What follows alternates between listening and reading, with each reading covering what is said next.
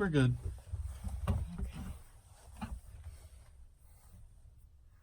Okay. All right.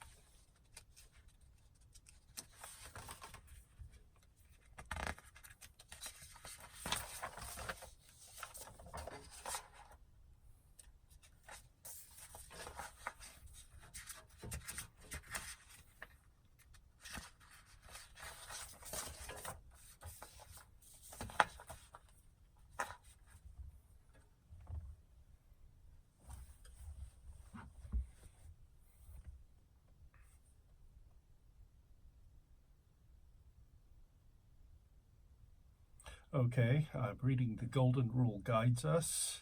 Let me tell you something about the Acme Sucking Rod Company. No, it's not something associated with Wile E. Coyote and Roadrunner cartoons, though it certainly sounds like it. It was a company in Toledo, started in 1894 by Samuel Milton Jones, and is related to drilling for oil. Samuel Jones became known as Golden Rule Jones, in part because the only rule on Acme's company bulletin board was the Golden Rule: do unto others as you would have them do unto you. In 1897, Golden Rule Jones became Toledo's mayor, and he served until his death in 1904 at age 57.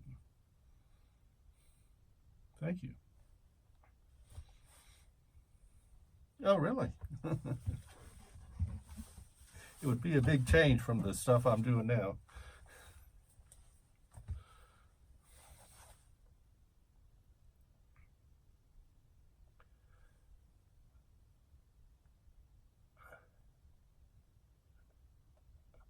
I hadn't thought of that. Okay. Okay. Yeah.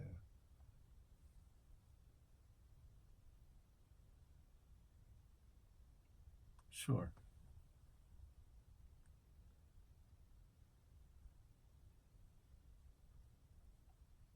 Sure. Okay. All right. Hi, I'm TK Barger. I'm the minister at First Unitarian Church of Toledo, and today I'm reading a piece that I will start again. Hi, I'm Tim Barger. I'm the minister at First Unitarian Church of Toledo. Let me tell you something about the Acme Sucking Rod Company. No, it's not something associated with Wile E. Coyote and Roadrunner cartoons, though it certainly sounds like it. It was a company in Toledo, started in 1894 by Samuel Milton Jones, and it's related to drilling for oil. Samuel Jones became known as Golden Rule Jones, in part because the only rule on Acme's company bulletin board was the Golden Rule: do unto others as you would have them do unto you. In 1897, Golden Rule Jones became Toledo's mayor, and he served until his death in 1904 at age 57. Golden Rule Jones was a Republican, but the turn of the 19th to the 20th century was when the Republicans were the liberal political party, and he was a progressive mayor. Besides operating his company according to the Golden Rule, including paying his employees a living wage, making an 8-hour workday, and giving other employment benefits, as the city's leader, Mayor Jones brought Toledo free kindergartens, developed the city's parks, and instituted other reforms for government and the people. He showed that the Golden Rule can be put into practice. Though the Acme Sucking Rod Company seems forgotten today, Toledo still has some knowledge of Golden Rule Jones. In a multi-faith prayer service that was part of the inauguration festivities for our mayor, Wade Kapsakevich, I led a responsive reading of the Golden Rule in the words of 10 faith traditions, with an African proverb, Baha'i scripture, a Buddhist quotation, a traditional Christian reading from the book of Matthew, Hindu verse, Jewish text from Leviticus, a Book of Mormon passage, Muslim hadith, a Native American saying, and the Wiccan Rede. Those were taken from a list I have of more than 24 ways that different world religions and philosophies word their sayings that mirror the Golden Rule. I also slipped into the bulletin a reference to Golden Rule Jones's Acme Sucking Rod Company. I'm here today showing, in a way, that the Golden Rule guides us in our multi-faith ways of religion in Toledo, such as with our reminder through a Golden Rule responsive reading in a prayer service, by Northwest Ohio being recognized officially for its compassion, and through some Golden Rule cooperation by our not-so-different at times faiths.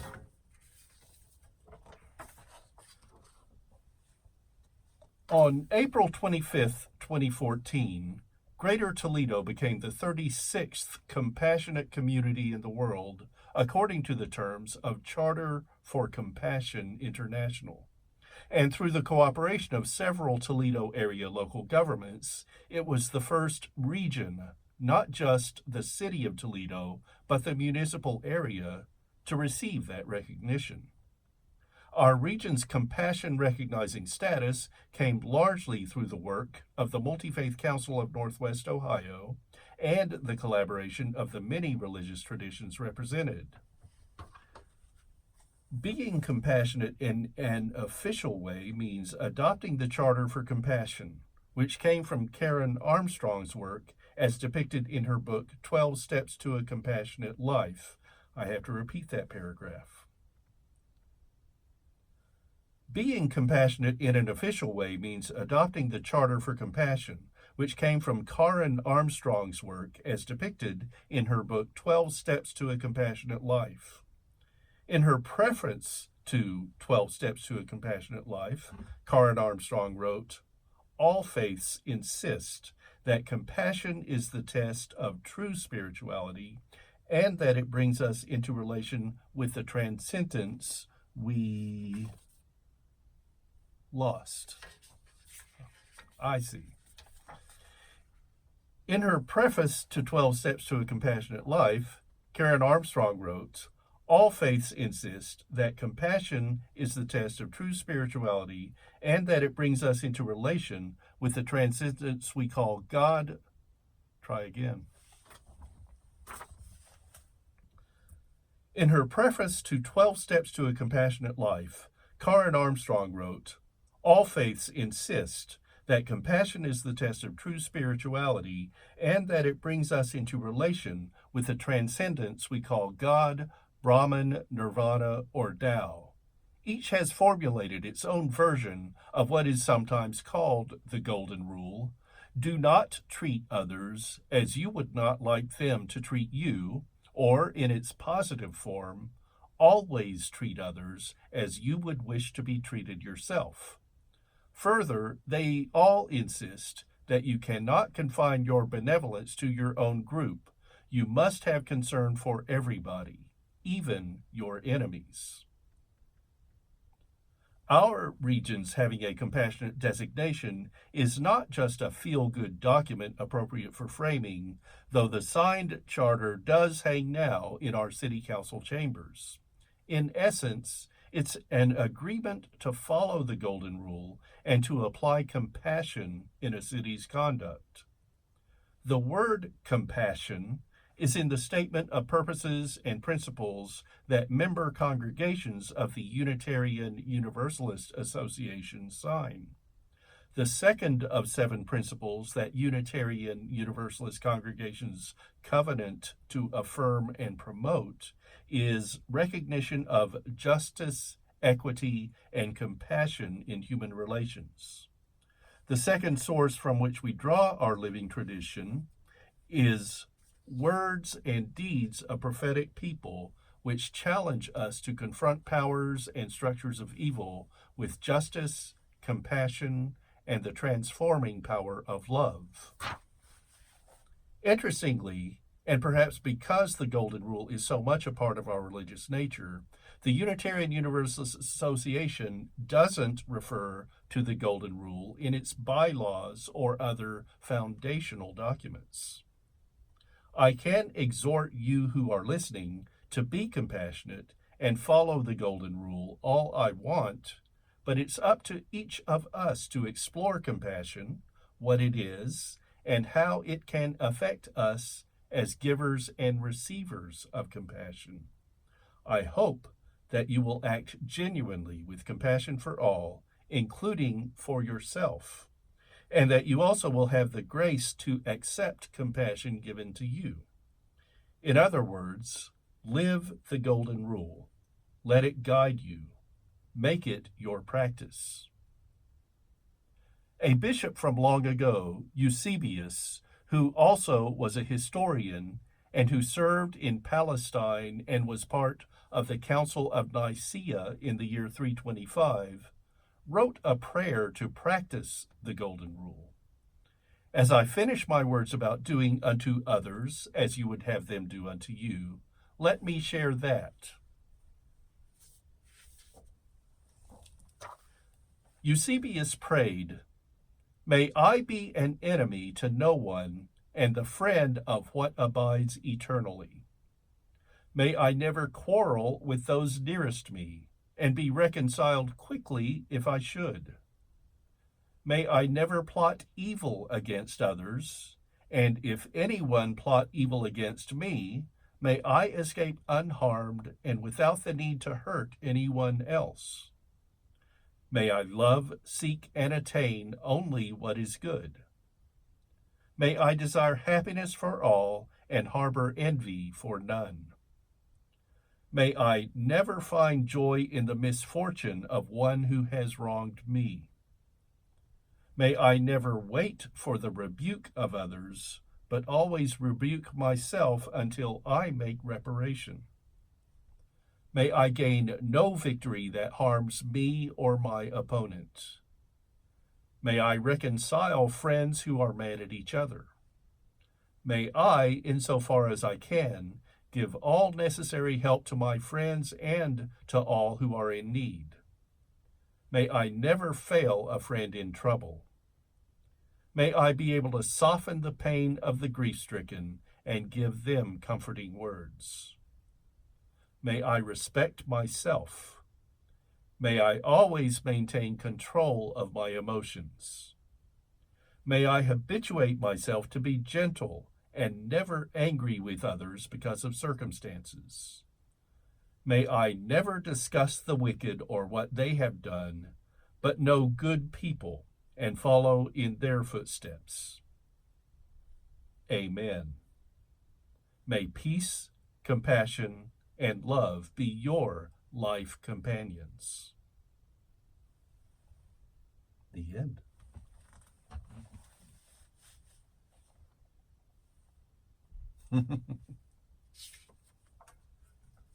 Sure. Okay.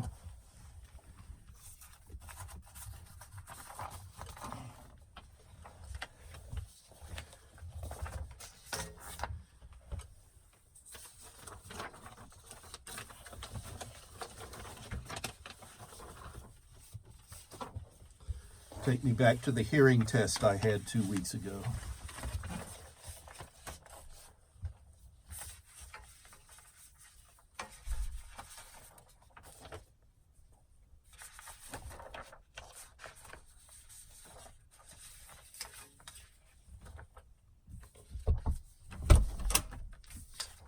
Here you go. You're probably gonna want that at some point. Thank you.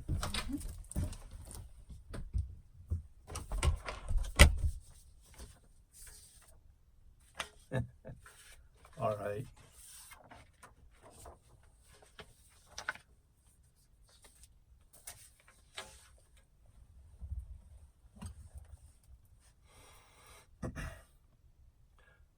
By our not so different at times faith.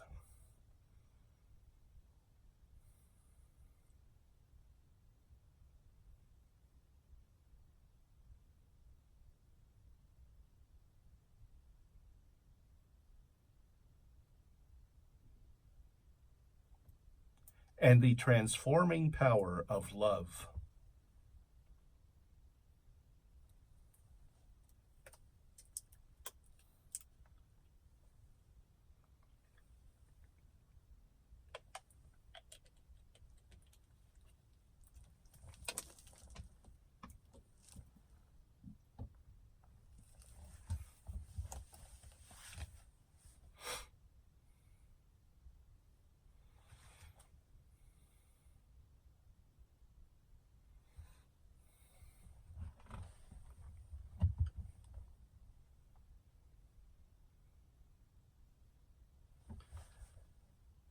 Eusebius prayed,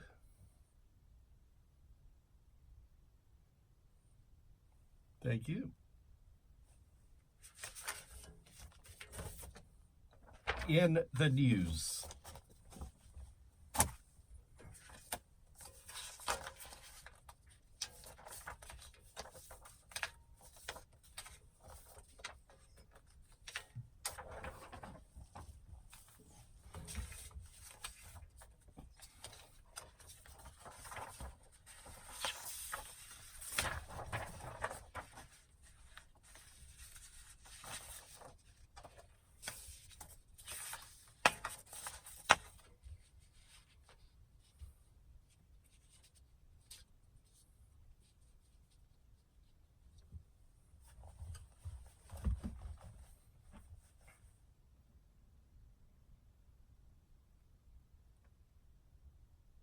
Hi, I'm TK Barger. I'm the minister at First Unitarian Church of Toledo.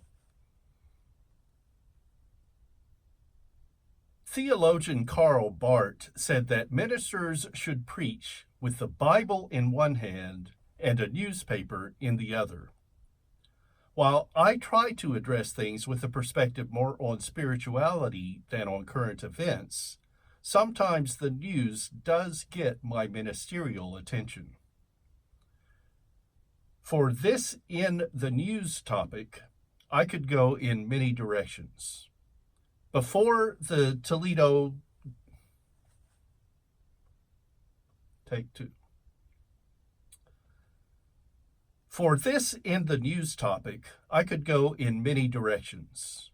Before the Toledo Unitarians ordained me, I was a working journalist and a communications scholar, and I still put religion and media and news together.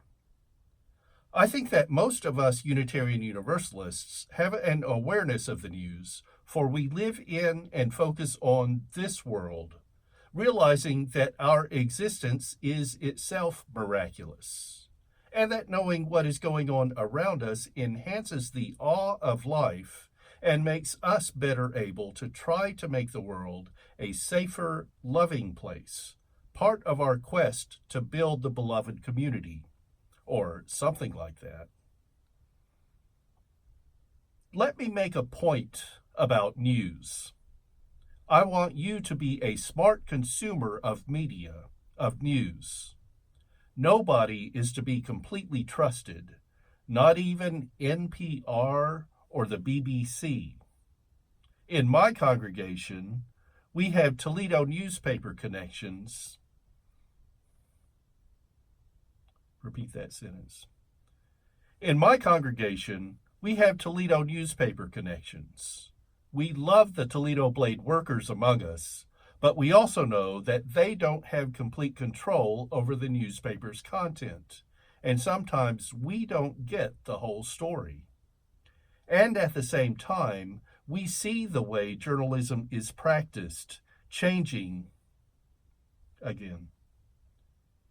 And at the same time, we see the way journalism is practiced changing, with the wall between opinion and news appearing more permeable.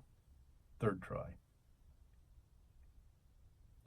And at the same time, we see the way journalism is practiced changing, with the wall between opinion and news appearing more permeable. And by necessity, the news is always incomplete. Journalist Alan Barth wrote that news is only the first rough draft of history. Again. Journalist Alan Barth wrote that news is the only first... Again. Journalist Alan Barth wrote that news is only the first rough draft of history. Alan Barth is no relation to Karl Barth, who I quoted earlier. There's much to be added for a news story to become the whole story, to be complete. You're also aware, I'm pretty sure, that all the news is not news. For example, look at presidential campaigns a year and a half before an election. All the campaigns, even televised debates already happening, are more sports at that time than news, I'd say. The long season before the playoffs and tournaments. In this time, it seems the candidates can talk a lot but do nothing, so not news yet. Have your opinions on who might make the best president. Enjoy your temporary flings with some candidates, but know that it is still early. And when the campaign does start to matter, when it really is in the news, then you get serious. I have an approach for something that's in the news. When the item appeals to me, I try to find more than one report, more than one news source. It's become difficult to accept just one take. My own experience as a journalist tells me that one story isn't enough. When I was a reporter, I tried to tell as much as I could, but I had limitations of space for the article, of time to spend on the story, of how to fit the angle I chose to tell it from. So I had to find a manageable way to tell as much as I could in as complete a way. Therefore, naturally, aspects of the information I gathered could end up not being included in the published story. And then there's the unreported aspect. You know that something doesn't have to be in the newspaper or a magazine, on TV or radio, or in an online publication for it to be news. There is mostly unreported news right in your own circles. Report it yourself, or at least take note. I urge you to be news literate. You don't have to follow the minutiae of media if you don't want to, but it helps to be aware of what's in the news. And do let me know when you're in the news. Blessed be.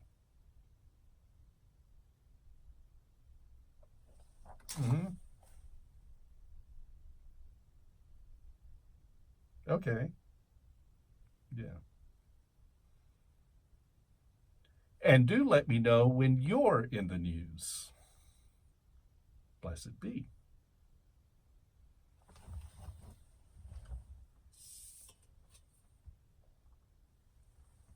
Cool.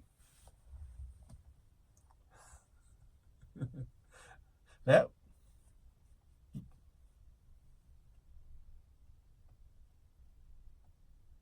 Thank you. No, that's all I brought. I think. For today, anyway. Let me see if I've got anything online that I want to try. Or this thing. Yes.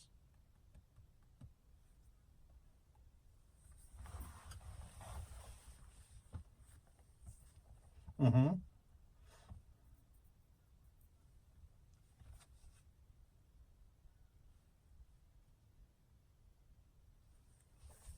Yeah. That would be good. Yeah. Uh-huh. All right.